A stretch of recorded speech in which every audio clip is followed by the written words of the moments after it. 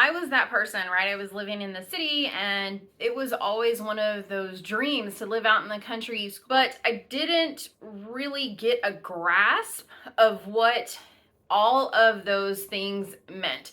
So I would go through YouTube and I would look at people who had moved out to the country and they're more self-sufficient. Goals, yes, I want to do that.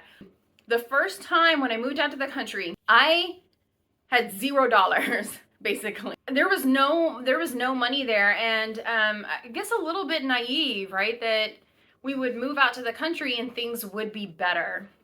But the reality of the situation is, if you're broke in the city, your ass is gonna be broke in the country.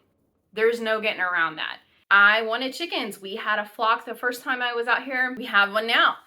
Chicken, it's not free. I mean, you have the money that you invest in the chicks. You have to keep them in an area until they're ready to go out into the coop. We had to buy a heat lamp. Maybe not big expenses. When you don't have a ton of money, these little things add up very quickly. The food, right? When it was time to move them outside, we had to build a fortress of a coop because the predators in the area are epic. Everything out here wants to eat a chicken. Hell, I want to eat a chicken. Okay, this coop is insane.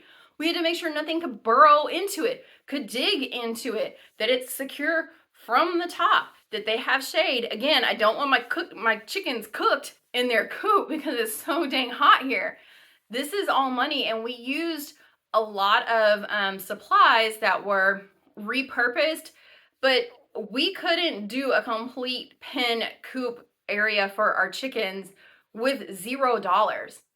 If you don't have money tucked away for these things, or if you're not making a good amount of money that you can fund these things, if you're on a paycheck to paycheck situation, it's gonna be an uphill battle.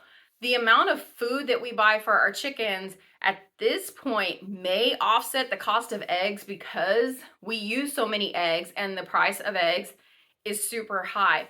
But these chickens that we have are not meat chickens, and that may be something that's in our future down the road, but as of now, I'm not ready. I'm not ready for that step in the process.